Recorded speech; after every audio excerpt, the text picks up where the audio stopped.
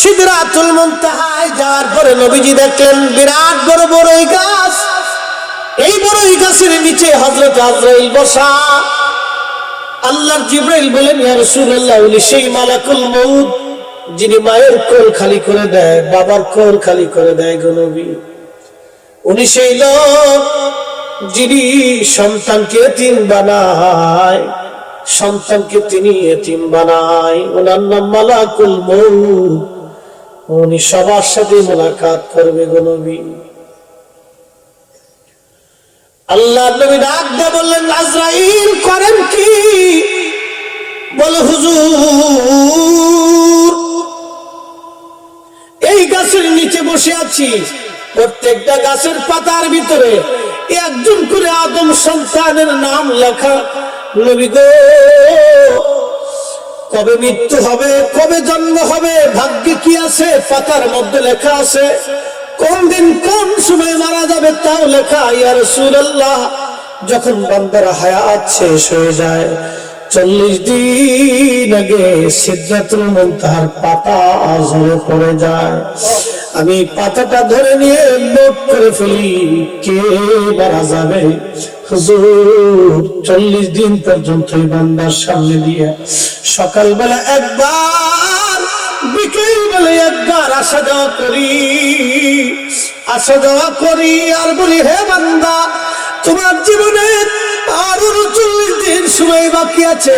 তুমি এখনো সুদ খাও, এখনো ঘুষ খাও, এখনো নামাজ পড়ো নাই, এখনো হালাল খাও না, এখনো মায়ের সেবা করো নাই, এখনো তুমি মার অবাধ্য, বাবার অবাধ্য, এখনো তুমি নেশা করো, এখনো তোমার হুঁশ হয় নাই। হুজুর, আমি প্রত্যেক দিন সকালবেলা একবার, বিকেল বেলা একবার ওই বান্দার সামনে আসা যাওয়া করি। ইয়া রাসূলুল্লাহ, যার কপাল বলো সে তওবা করে ফিরে আসে, যার বদনসিব নবী গো সে আর কোনদিন ফিরে আসতে পারে না। জগন্নাথপুরের মুসলমান জানি না রে কার সিদরাতুল মুনতাহার পাতা পড়ে গেছে। কার সিদরাতুল মুনতাহার পাতা পড়ে গেছে, কার পাতা জানি পড়ে গেছে রে। আজরাইল বলেন, হুজুর প্রত্যেক দিন 2 বার আসা যাওয়া করি আর বান্দাকে হুঁশ করি, ও বান্দা তোমার এখনো কি সময় হয় নাই? মসজিদে যাওয়ার সময় কি হয় নাই? এখনো কি জিকির করার সময় হয় নাই? এখনো কি হালালের জিন্দেগি গঠন করার সময় হয় নাই? নবী গো, প্রত্যেক দিন 2 বার আসা যাওয়া করি, যার ভাগ্য ভালো সে তওবা করে ফিরে আসে। বদনসিব তওবা করতে পারে না, বদনসিব তওবা করতে পারে না। জিন্দেগি তোর যাইরে ফাঁকি দিয়া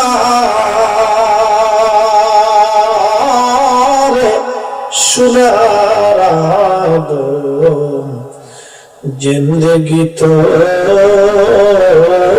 যায় ফাঁকি দিয়া। হে মুসলমান, কার জানি রে সিদরাতুল মুনতাহার পাতা ঝরে গেছে? কার জানি রে বাবার আগে সন্তানের পাতা ঝরে যায়, বাবার আগে।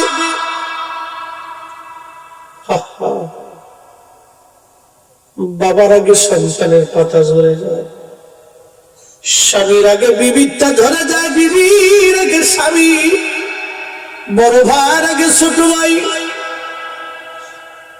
ছোট ভাইয়ের আগে বড় ভাই। পাতা কার জানি ঝরছে রে। আল্লাহ বলেন,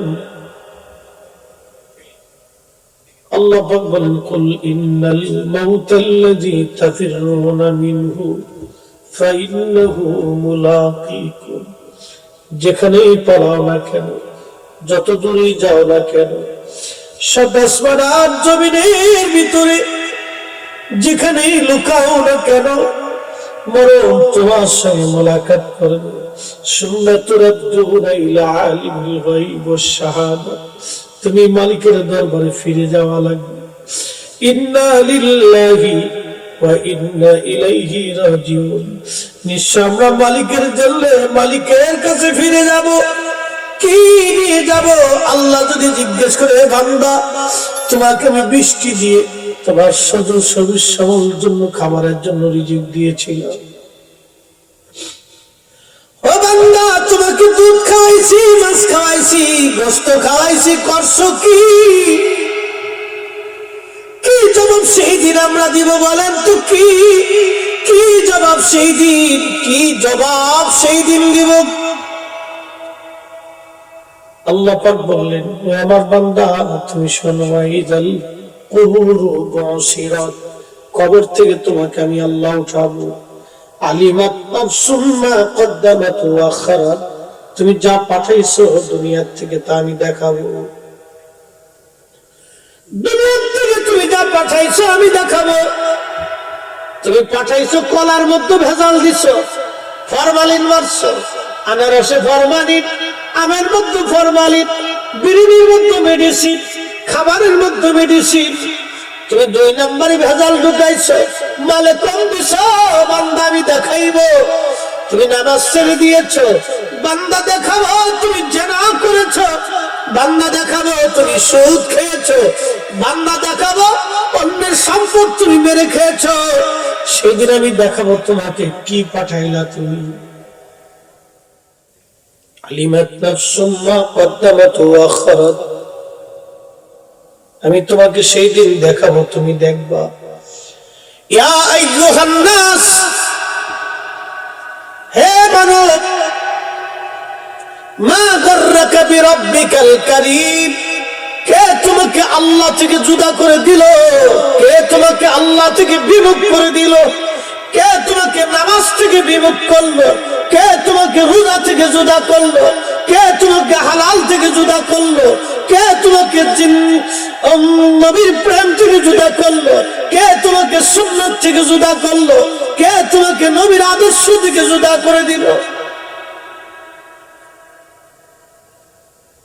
হ্যাঁ, সেই দিন আল্লাহ পাক জাহান্নামের উপরে আযাজিলকে তুলে ধরে রাখবে।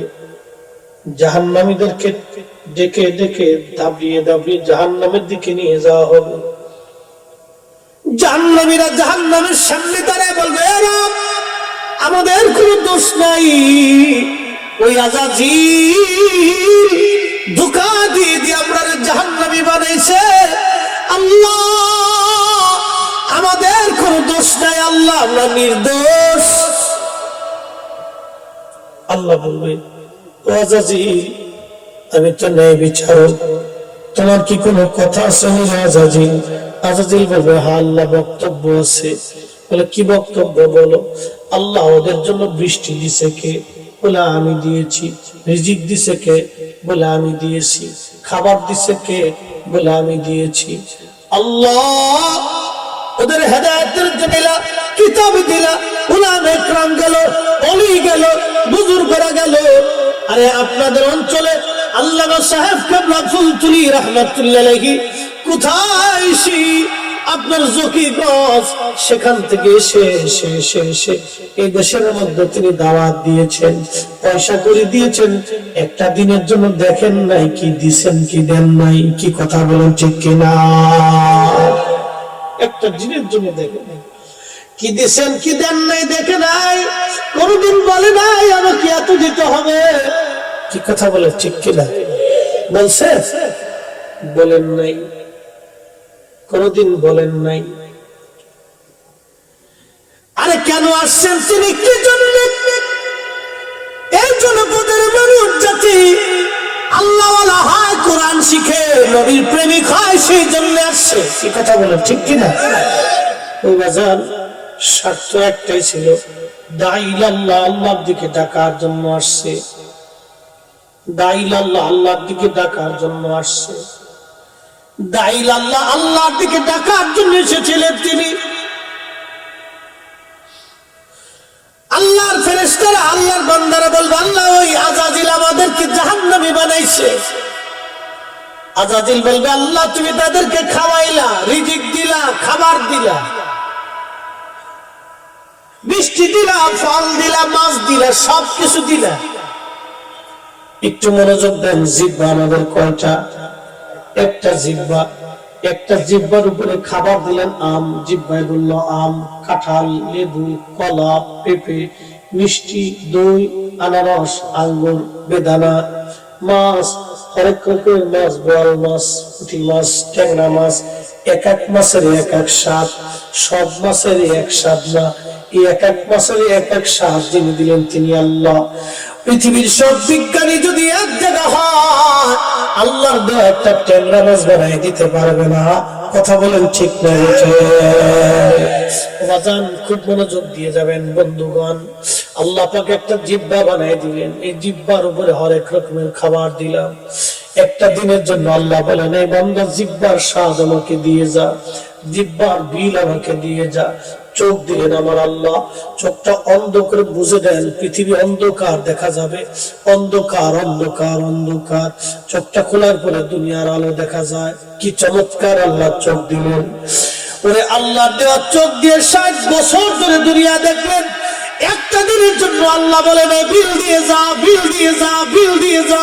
শুধু আল্লাহ বলছেন বান্দা নামাজের সময় হলে সিজদায় পড়ে যাও। শুধু আল্লাহ বলছেন নামাজের সময় হলে সিজদায় পড়ে যাও। রোজার টাইম হইলে রোজা রাখো, হালাল খাও। ওই আল্লাহর দেওয়া চোখ দিয়ে তুমি কোরআন পড়ো। আল্লাহ আল্লাহ আল্লাহ। একটা দিনের জন্য বিল চাই নাই। আর একটা কুত্তারে যদি আপনি খাওয়ান, এই কুত্তাটা আপনার বাড়ি পাহারা দিবে। চোর এসে দেখবেন কুত্তা খালি দৌড়াদৌড়ি করে। এই সুন্নতুল্লাহ নাই। ও বাজান, খলিফা হারুন রশিদের জমানার একটা কথা শোনাই। সিরিয়ার আলেপ্পো শহর থেকে একখানা চিঠি আসছে। চিঠির মধ্যে খলিফা হারুন রশিদের দরবারে লেখা, খলিফা 1 মাস হলো আমাদের দেশের বিচারক অসুস্থ। এই অসুস্থতার জন্য আলেপ্পো শহরে বিচার আচার হয় না, চুরি ডাকাতি বেড়ে গেছে, অন্যায় বাড়ছে। আমাদের জন্য একজন বিচারক পাঠিয়ে দেন। খলিফা চিঠির জবাব লিখলেন, আগামী 1 মাসের মধ্যে, আগামী 7 দিনের মধ্যে নতুন বিচারক উপস্থিত হয়ে যাবে। সিরিয়ার আলেপ্পো শহরে ইরাকের বাগদাদ থেকে নতুন বিচারক চলে গেলেন। সকালবেলা ফজরের নামাজের পরে বিচারক বসে গেলেন। বিচারক যখন বসছে, নতুন বিচারক লোকের একটা বুড়িমাকে ধরে নিয়ে আসছে। বুড়ি, এই বুড়িটাকে ধরে নিয়ে আসার পরে, এই বুড়িমা ধরে নিয়ে আসার পরে লোকেরা খালি বিচারক জিজ্ঞেস করলেন এই বুড়িমার দোষ কি? লোকেরা বলল, বিচারক এই বুড়িমা রাত্রিবেলা রুটি চুরি করতে যায় ধরা পড়েছে, আমরা হাতে নাতে ধরেছি, এই জন্য বিচারের কাঠগড়ায় নিয়ে আসছি। তখন বিচারক জিজ্ঞেস করলেন, বুড়িমা আপনি কি সত্যি চুরি করেছেন? বলে, হ্যাঁ আমি চোর। কি জন্য চুরি করছেন বুড়িমা বলবেন কি? বুড়িমা ডেকে বলে, বিচারক আমি চোর, আমি চুরি করেছি, তবে আমাকে বিচারের কাঠগড়ে নিয়ে আসা হয়েছে। আমি অকপটে স্বীকার করছি আমি রুটি চুরি করেছি, আমি চোর। আল্লাহর ফয়সালা অনুযায়ী আপনি আমার ফয়সালা করে দেন। বিচারক ডাক দিয়ে বলেন, বুড়িমা বিচার করব, তবে বলেন কি জন্য চুরি করতে গেলেন? বুড়িমা বলতেছে, বিচারক আমার ঘরে 2টা এতিম নাতি বাচ্চা আছে, আমার ছেলেও নাই, ছেলের বিবিও নাই, 2টা সন্তান রেখে তারা মারা গেছে। আমি দরিদ্র মানুষ, আজকে 7 দিন হলো এতিম 2টা বাচ্চার মুখে কোনো খাবার দিতে পারি নাই। 7 দিন পরে আমি বুড়ি সহ্য করতে না পারে রুটির দোকানে রুটি চুরি করতে গিয়েছিলাম, আমি চোর। বিচারকের আর বুঝার বাকি নাই। বিচারক ডাক দিয়ে বললেন, আজকে ফয়সালা দেব না, ফয়সালা দেব আগামীকাল সকালবেলা।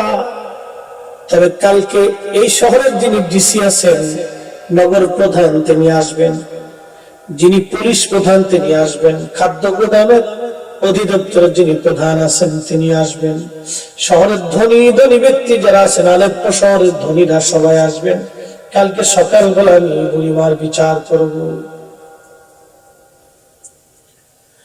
বিচারকের হুকুম অনুযায়ী, কারণ এই জেলার যিনি প্রধান তিনি কিন্তু জজ, এটা মনে রাখবেন।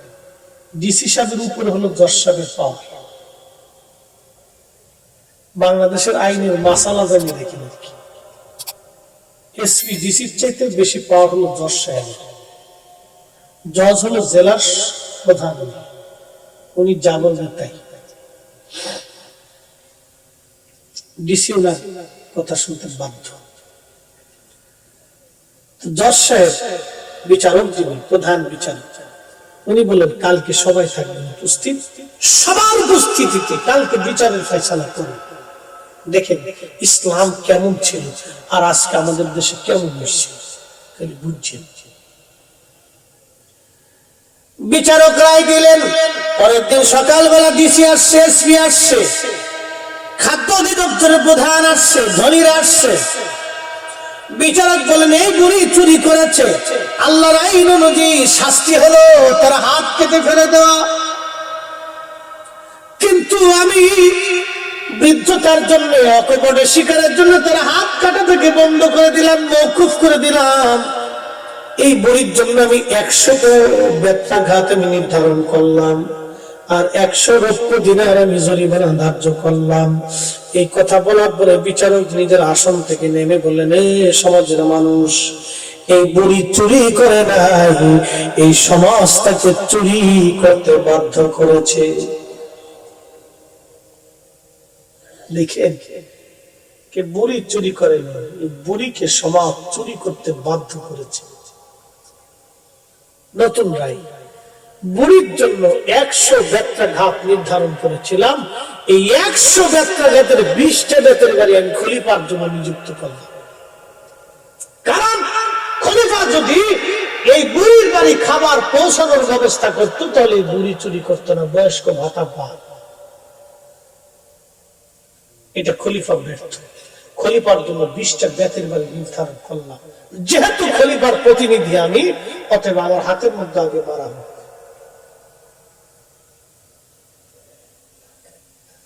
বিচারক হাত পেতে দিলেন, ওনার হাতের মধ্যে 20টা বেতের বাড়ি মারা হলো কষে, হাত পেতে রক্ত পড়তে লাগলো।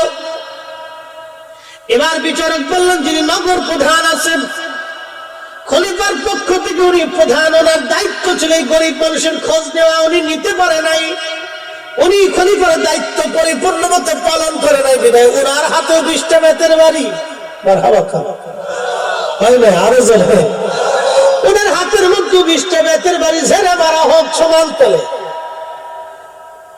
ডিসি সাহেবের হাতের মধ্যে 20টা বেতের বাড়ি মারা হলো। আল্লাহু আকবার জোরে বলেন। হাত ফেটে ফেটে রক্ত পড়তে লাগলো। বলে পুলিশ প্রধান, ওনার দায়িত্ব ছিল নগরের পহরা দেওয়া, উনি ওনার দায়িত্ব অবহেলা করেছেন। ওনার হাতের মধ্যে 20টা বেতের বাড়ি, সুন্দর করে 20টা বেতের বাড়ি সমান তলে মেরে দেওয়া হলো। এবার বলা হলো খাদ্য অধিদপ্তরের যিনি প্রধান, ওনার দায়িত্ব ছিল এই গরিব মানুষের ঘরে খাবার পৌঁছাই দেওয়া। খলিফার পক্ষ থেকে সে দায়িত্ব অবহেলা করেছে, ওনার হাতের মধ্যে 20টা বেতের বাড়ি মারা হোক। এই 60টা বেতের বাড়ি সমান তলে মারা হয়েছে। সুবহানাল্লাহ বলা যাবে? 80টা বেতের বাড়ি চলে গেছে, বাকি আছে 20টি। এবার বিচারক ডাকতে বলেন, এই শহরের ধনী যারা, তাদের দায়িত্ব ছিল রাত্রিবেলা ঘুমানোর আগে গরিব মানুষের ঘরে খোঁজ নেওয়া। ধনীরা যদি খোঁজ নিত, এই বৃদ্ধা নারী চুরি করা লাগে না। কারণ এতিম বাচ্চা না খাওয়া, ধনীরা তার ঘর থেকে খাবার পাঠাইলে এই বুড়ি মাছকে 7 দিন না খেয়ে থাকতে না। ধনীদেরকে সমান তলে 20টা বেতের বাড়ি মারা হোক। হয় না? যেটা বলেন আল্লাহু আকবার। এটার নাম ইসলাম। এভাবেই মেরে দেওয়া হলো সমান তালে তালে। আই হাই, আর আমাদের দেশে বিচার করে বুঝতে পারি সালিশকারী।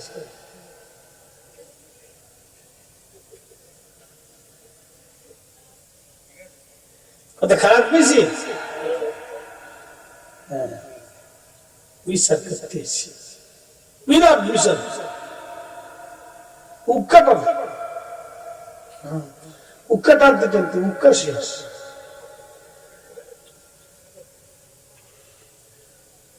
এবার বিচারক ডাকতে বললেন 100 দিনার জরিমানা ধার্য করেছি। দেখেন 100 দিনার ধার্য করেছি বিচার জরিমানা। এই 100 দিনারের খলিফার পক্ষ থেকে আমি 50 দিনার জমা করলাম। সবাই 50 দিনার করে জমা করেন। বেতের বাড়ি তো খাইছে, উল্টা আরো টেহা দেওয়া লাগছে। বুড়ি না খেয়ে রইলে বিচার কারিকা আল্লাহু আকবার জোরে বলবেন, আরো জোরে বলেন আল্লাহু আকবার। এরকম যদি বিচার হতো আমাদের সমাজ কত সুন্দর হয়ে যেত। হে জগন্নাথপুরের মুসলমান, 50 দিনার করে জরিমানা ধার্য করা হলো। সবাই দিতে দিতে 300 দিনার হয়ে গেছে। 20 দিনার রুটির দোকানদারকে দিয়ে দেওয়া হলো। 100 দিনার সরকারি কোষাগারে জমা রাখা হলো। বাদ বাকি দিনার গুলি বুড়ির হাতে দিয়ে বলা হলো, বুড়ি মা নাতি নাতনি নিয়ে আপনি বাকি এই টাকাগুলি খরচা করবেন। তবে আগামী 1 মাসের মধ্যে আপনি আলেপ্পো থেকে ইরাকের বাগদাদে যাবেন। খলিফা রাজ দরবারে সমস্ত মানুষের সামনে আপনার কাছে ক্ষমা চাইতে বাধ্য। একবার জোরে বলা যাবে কি মারহাবা। আর আমার দেশে চাল চুরি হয়ে যায়, গম চুরি হয়ে যায়। বন্যার সময়, করোনার সময় চাল চুরি হয়ে গেছে, গম চুরি হয়ে গেছে, তেল চুরি হয়ে গেছে। পুরে চিন্তা করে, হ্যাঁ চিন্তা করে ও সার চুরি করে যে গরু গোস্ত কিনে আছে, গরু গোস্ত শুয়োরের গোস্তের মধ্যে কোনো তফাৎ নেই।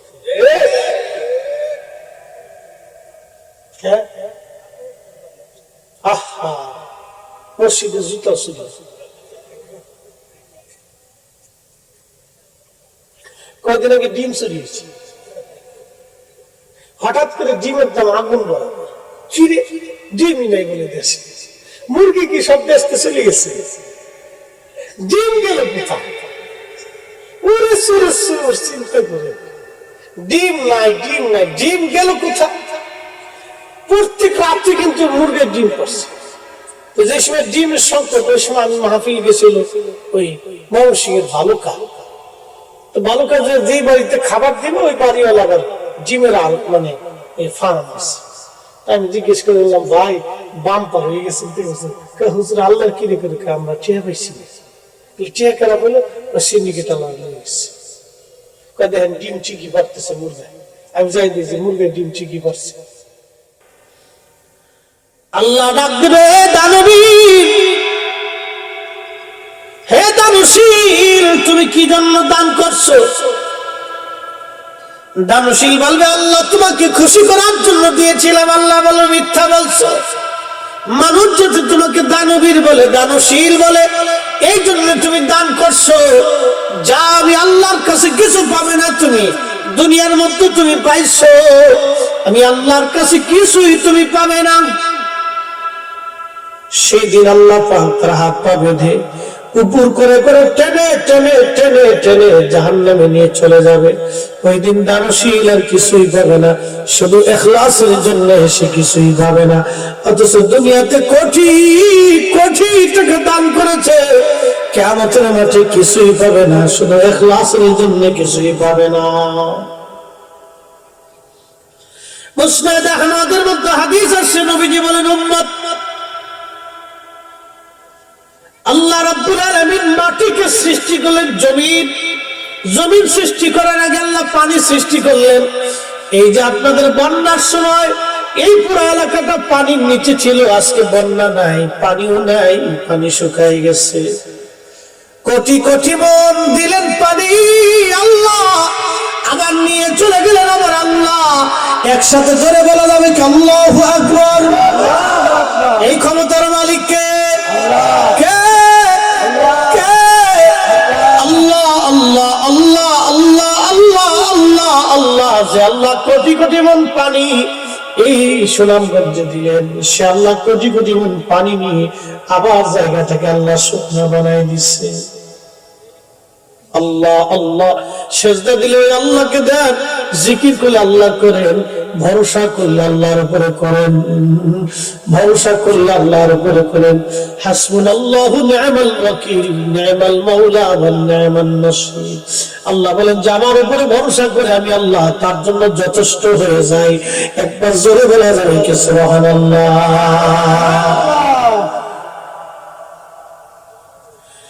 আল্লাহ বলেন এ বান্দা ভরসা করলে আমার উপরে করো, কারণ রিজিকের মালিক আমি আল্লাহ। আমি আল্লাহর কাছে কোনো অভাব নাই, আমি আল্লাহর কাছে কোনো অভাব নাই, আমি আল্লাহর কাছে কোনো অভাব নাই। ভরসা করলে আমি আল্লাহর উপরে করো। তাম সৃষ্টির মধ্যে পানি, পানি বাষ্প হলো, আসমান তৈরি হলো, অবশিষ্ট দিকে জমিন তৈরি হলো। জমিন লড়াচড়া করে, জমিন লড়াচড়া করে, জমিন থরথর করে কাঁপে, লড়াচড়া করে, নড়াচড়া করে, থরথর করে কাঁপে। আল্লাহ নবী বলেন এই জমিনকে শক্ত করে ধরে রাখার জন্য আল্লাহ পাক পাহাড় তৈরি করলেন। পৃথিবীর জায়গায় জায়গায় পাহাড় বানায়া আবার আল্লাহ জমিনকে প্যারাগ্রের মতো ঘিরে দিয়ে পাহাড়কে জমিনের সাথে ফিট করে দিলেন। আর জমিন লড়াচড়া করলো না, জমিন শক্ত হয়ে দাঁড়ায় রইল। বন্ধুগণ আমার, আমাদেরকে শুকর গুজারি বান্দা হতে হবে, শুকর গুজারি বান্দা। বলছিলাম একটা কুত্তা মনিবের খুব ভক্ত। কেমন ভক্তের ভক্ত যে মরে যাবে কিন্তু দরজা ছাড়বে না। আল্লাহু আকবার। আপনি একটু চিন্তা করেন তো, আল্লাহ এত কিছু আমাদেরকে দিলেন। এই যে সূর্যটা, এখন সূর্য নাই, দুনিয়া অন্ধকার, বাংলাদেশটা এখন পুরাটাই অন্ধকার, কুয়াশা। যদি এইভাবে 6 মাস সূর্য না ওঠে, আমাদের কিছু করার আছে? ফসল নষ্ট হয়ে যাবে, বাংলাদেশ অন্ধকার আচ্ছন্ন হয়ে যাবে, কি অবস্থা হয়ে যাবে, সারা দেশে কান্নার রোল পড়ে যাবে, তুফান উঠে যাবে, অশান্তি সৃষ্টি হবে, চুরি ডাকাতি খুন খারাপি হবে, কি মহা মুশকিলে পড়ে যাবে মানুষ। আল্লাহ কত বড় দয়া করলেন, প্রত্যেক দিন পূর্ব আকাশ থেকে সূর্য উদিত হয়ে পশ্চিম আকাশে ডুবে যায়। সূর্য আল্লাহর কুদরতি কদমে সেজদার মধ্যে পড়ে বলে, হে রব, আপনি অনুমতি দিলে আমি পৃথিবীর মানুষের জন্য আলো নিয়ে ফিরে যাব। পৃথিবীতে অনেক পরিমাণে জুলুম, অত্যাচার, গুনাহ বহুত কিছু সংঘটিত হয়। সূর্য বলে, আল্লাহ আমি আবার পৃথিবীর মানুষের জন্য আবার আলো নিয়ে ফিরে যাব। তুমি যদি অনুমতি না দাও আমি সেজদার মধ্যে পড়ে থাকবো। আল্লাহ এত বড় দয়াবান। দুনিয়ার মানুষ এত গুনাহ করে, এত নাফরমানি করে, এত অপরাধ করে, তারপরে আল্লাহ সকালবেলা সূর্যটাকে আবার উঠে দুনিয়ার মানুষের জন্য আলো ফিরিয়ে দিয়ে দেয়। রহমান রহিম, রহমান রহিম, রহমান রহিম, রহমান রহিম। এই যে অন্ধকার নেমে আসছে ঢাকার শহরে, আমার দেশের কোটি কোটি টাকার মালিক, হাজার হাজার কোটি টাকা, শত শত কোটি টাকার মালিক, কোথায় ছেলে, কোথায় মেয়ে, বার হাউসে, হ্যাঁ ড্যান্স ক্লাবে, বার হাউসে, ড্যান্স ক্লাবে যে নাচতেছে, গাইতেছে, আনন্দ ফুর্তি করতেছে, মদ খাইতেছে, বিয়ার খাচ্ছে, কি সারা রাত ধুম ধুম ধুম ধুম করে ঢাকার শহরে গাড়ি চালাচ্ছে। এই অবস্থা চলতেছে। আল্লাহ পাক ইচ্ছা করলে জমিনটাকে মাটির সাথে ধসিয়ে দিতেন, কিন্তু না, সূর্যের আলো আবার সকালবেলা ওঠে। আর দেশের কোটি কোটি টাকার মালিক, অনেক বড় বড় ধনীরা টাকা খরচ করার জায়গা খুঁজে পায় না। যে শহরের ডান্স ক্লাবের মধ্যে তারা নাচে, গায়, টাকা উড়ায়, সেই শহরের কোনায় বসে কত মা টাকার অভাবে ওষুধ কিনতে না পারে ধুকে ধুকে মারা যায়। কি কথা বলে ঠিক কিনা? বহু আছে, বহু আছে। কি করে বলবো আপনাকে বলেন। সেদিন ব্রাহ্মণবাড়িয়া থেকে আসতেছি, রাত অনেক 1টা বাজে। তো সতরার হুজুর কেবলার মাজার শরীফের সামনে স্ট্যান্ডে দাঁড়িয়েছি। আমাদেরকে দেখে এক বৃদ্ধ লোক হেঁটে হেঁটে আসতেছে, চাদর খালি পায়ে। আসার পরে আমি দেখলাম লোকটা খালি পায়ে, তো কিছু বলে না। আমি বললাম, মুরব্বী কি ব্যাপার, এত রাত্রে আপনি? তো পাঁচ দিকে চেয়ে খালি পায়ে, শুধু একটা চাদর এইভাবে দিয়ে কাঁপতেছে, প্রচন্ড শীত। আমি চাদরটা দেখে টের বেশি জমিতে খালি গায়ে শুধু চাদর। জিজ্ঞেস করলাম মুরব্বী, শুধু চাদর, শীতের কাপড় নাই? বলে না। বলো ছেলে পেলে নাই? আছে। আফসোস লাগতে লাগলো, আহা, কোন সন্তানের পিতা আজকে এই অবস্থায় শীতের মতো কাঁপতেছে। তাই বললাম, বাবা সন্তান সন্তান কি নাই? বাবা আছে, দুনিয়াটা বড় কঠিন জায়গা। আমার গাড়িতে সবসময় কম্বল রাখি আর কি, আমরা তো মুসাফির মানুষ, কোথায় যায় না যায়, রাত কোথায় থাই না থাই, গাড়ির ভিতরে হওয়া লাগতে। তো দুইটা কম্বল তারে দিলাম, টাকা দিলাম, জুতা কিনলাম। খুশি হলো, বললো যে বাবা দুনিয়াটা কিছুই না। তখন আফসোস করলাম, আরে কোন সন্তানের বাবা আজকে রাত্রিবেলা শীতের মধ্যে কাঁপতেছে? চিন্তা করেন, কত সন্তানের বাবা এরকম আছে। বহু সন্তানের বাবা আছে, বহু সন্তান আছে পিতার খোঁজই নেয় না, বহু সন্তান আছে মায়ের খোঁজ নেয়, বহু আছে। কয়টা দেখাবো আপনাকে? হ্যাঁ, যুবকদেরকে বলে দিয়ে যাই, বন্ধু, ইসলাম তার মানে এটাই না পাগড়ি মাথায় দিয়ে রাস্তায় ঘুরবেন আর মনে করবেন দিন হয়ে গেছে। না, ইসলাম এটার নাম আপনার ঘর থেকে আপনার প্রতিবেশী গরিব মানুষের ঘরে খাবার পৌঁছানোর নাম। কি কথা বলেন ঠিক কিনা? যদি আপনার ঘর থেকে প্রতিবেশীর ঘরে খাবার না পৌঁছায়, হরিদি যত সুন্দর পাগড়ি পরে ঘুরে না কেন, লাভ নাই। ঠিক আছে বলেন, বলে খোলাফায়ে রাশিদিনের সারা জীবনের সুন্নাত ছিল, সারা জীবনের সুন্নাত। আল্লাহ নবী সারা জীবনের সুন্নাত ছিল, উম্মত এটা ভুলে গেছে। মনে সারা জীবনের সুন্নাত ছিল। আল্লাহ নবী বলতেন, উম্মত তোমার তরকারির মধ্যে ঝোল বানায় দাও, এই ঝোলগুলি তরকারিগুলি তুমি প্রতিবেশীর মধ্যে দিয়ে দাও। তোমার ভারী বাড়িতে ভালো রান্না হলে তুমি প্রতিবেশীর ঘরে খাবার পাঠাও। আপনার অনেক সময় দেখবেন গ্রামে অনেক দরিদ্র দাদা আছে, নানা আছে, গরিব ছেলেরা দিন মজুরি করে, ইচ্ছা থাকলেও বাবার জন্য ভালো খাবার আনতে পারে না, 6 মাসেও গরুর গোশত রান্না হয় না। ও বন্ধু, আপনার ঘরের মধ্যে যদি ভালো রান্না হয়, ওই মুরব্বী দাদা দাদির জন্য, চাচা চাচির জন্য আপনি বাটি ভরে কিছু তরকারি পাঠায় দিবেন। আল্লাহর কসম করে বলি, মুরব্বী খুশি হয়ে যাবে। ওই খুশিতে মনের থেকে আপনার জন্য দোয়া করে দিবে। এই দোয়াটা আল্লাহর দরবারে কবুল হবে, কোনদিন রিজিকের অভাব আপনার হবে না। আল্লাহ কবুল করুন, সবাই বলে না আমিন। এই সুন্নাত আমাদের মনেই নেই, এটা ভুলে গেছি। হযরতে খলিফা হারুন রশিদ রাহমাতুল্লাহ আলাইহির জামানার একটা ঘটনা শুনি। কিয়ামতের মাঠে 7 শ্রেণীর বান্দাকে আল্লাহ তার আরশ আজিমের নিচে জায়গা করে দিবে। যে 7 শ্রেণীর বান্দা ইখলাসের সাথে কাজ করবে, 1 নাম্বার দুনিয়ার যারা ন্যায় বিচার করে, আদল করবে।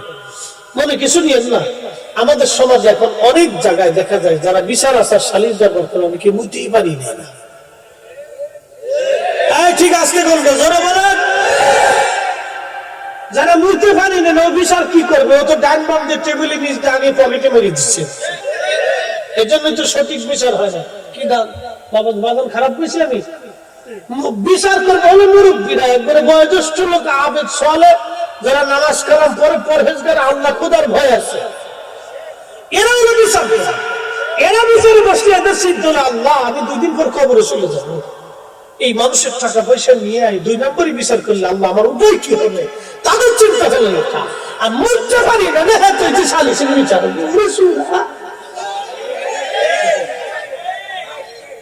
উচিত কথাগুলো সমাজ বাজার হয়েছে বলে। এই জন্য আমাদের সমাজ অন্ধকারে নিমজ্জিত হচ্ছে, আজকে অবস্থা চলতেছে। আল্লাহ বলেন, ইন্নাল্লাহা ইয়ামুরু বিল আদল, আমি মালিক নির্দেশ দিলাম দুনিয়াতে ন্যায় বিচার করবে, ন্যায় বিচার করবে, ন্যায় বিচার করবে। বলে হিসাব, দয়া করবে, দয়া করবে, দয়া করবে, দয়া, দয়া। ঢাকা শহরে দেখবেন অনেকে ভিক্ষার জন্য আসে, বহু ধনীর গাড়ির দরজা ফাঁক হয় না 2 টাকা দেওয়ার জন্য। বহু আছে গাড়ির নিচে হয় না, ফাঁক হয় না। পুরি টাকার কি দাম, টাকার কি ভিক্ষুক আসতেছে। ঢাকাতে 2 নম্বর ভিক্ষুক আছে। একদিন এই টঙ্গী যাইতেছি ওয়াজ করার জন্য, মাজু খান তো বাসের ভিতরে বলি, সে ভিক্ষুক এসে কয়, হুজুর আমি 2টা দিছি। 2টা দেওয়ার পরে কয়, আজ থেকে 6-7 বছর আগে আমি 2টা ভিক্ষা লই না। আমি চিন্তা করি, ওরে জমিদার, আমি বললাম যে তুমি এত বড় জমিদার, তো ভিক্ষা করতে আইছো কে? তো তোমার মতো ডিজিটাল ভিক্ষুক তো জীবনে দেখছি না। হুজুর দিবেন, না দিলে 5টা উল্টা আপনার দিয়ে গেলাম। হাই হাই হাই, আমার ইজ্জত গেল না, ইজ্জতে ফান্সা। ঠিক ওই সময় আমি কই তো কুত্তা খাটাই, তো বিপদ তো পড়ছি। পরে আসে 5টা দেখলাম, যা ভাই তুই চলে যা। এরকম ভিক্ষুক 2 নম্বর ভিক্ষুক আছে, দেখে ভিক্ষা দিতে। অনেকে ল্যাংরা, খোড়া, কানা, বুবা, অন্ধ, অসুস্থ আছে। আবার অনেকে করে কি, পলিস্টার দিয়ে সুন্দর করে বাইরে সেন্ডে নিয়ে আসে, ভিক্ষা নেমে গেছে। তবে গ্রামের আশেপাশে দারিদ্র পীড়িত মানুষ আছে, বা আপনাদেরকে একটা অনুরোধ করে যাব, অনেক হত দরিদ্র মানুষ আছে যারা চাইতে পারে না, কিন্তু অভাবের মধ্যে আছে, পেরেশানির মধ্যে আছে। আপনারা একটু খুঁজে খুঁজে তাদেরকে সাহায্য করবেন, গোপনেই করে। আল্লাহ অনেক বড় খুশি হয়ে যাবে বন্ধু, অনেক বড় খুশি হয়ে যাবে। আপনার এই সাহায্যটা পর গোপনে দিবেন, প্রকাশ্য দরকার। এরা প্রকাশ্য চায় না, গোপনে দিয়ে আসবেন। এরপরে ঘরের মধ্যে রাত্রিবেলা যায় পৌঁছায় দিয়ে আসবেন। ওই রাত্রিবেলা আপনার জন্য একটা দোয়া করবো না, জীবনে আপনার কোনো রিজিকের অভাব নেই। কোথার থেকে যে আপনাকে আল্লাহ দিবে আপনি নিজেও বলতে পারবেন। আল্লাহর কসম করে বলি, রিজিকের অভাব হবে না, আপনি খাইয়ে শেষ করতে পারবেন না। কোথার থেকে আসবে আপনি নিজেও দেবেন। আমার জীবনের আদত, আমি কোনো মানুষকে মারণ করি না। আমার জীবনের আদত, অভ্যাস। কিয়ামতের মাঠে ওই লোকটা নিকৃষ্ট হবে আল্লাহর কাছে। কোন মানুষ যদি কোনো মানুষের কাছে এসে জানদা করে, আল্লাহর হস্তে কিছু চায়, আর আপনি তাকে ধমক দিয়ে ফিরিয়ে দেন, এই লোকটা হবে আল্লাহর কাছে নিকৃষ্ট। আর যদি চাওয়ার পরে কিছু না কিছু দিয়ে আপনি বিদায় করে দেন, এই লোকটা হবে আল্লাহর কাছে উৎকৃষ্ট। একসাথে বলা যাবে সুবহানাল্লাহ। কিছু দিবেন বা শুধু আমরা ফাগলি মাথায় দিয়ে চলেন না, সুন্নাত নাম সুন্নাত, এগুলো অরিজিনাল সুন্নাত। এগুলি হারিয়ে ফেলছে, অনেক হারিয়ে ফেলছে। আল্লাহর কসম করে বলি, এগুলো যদি চলমান থাকতো তাহলে আমার দেশের অনেক মানুষ সুখে থাকতো। কি কথা বলেন, ঠিক কিনা? টেনশন ফ্রি থাকতো, অনেক মা দুঃখে থাকতো না, অনেক মা টেনশন ফ্রি থাকতো। কিন্তু আজকে সুন্নাত গুলি নাই।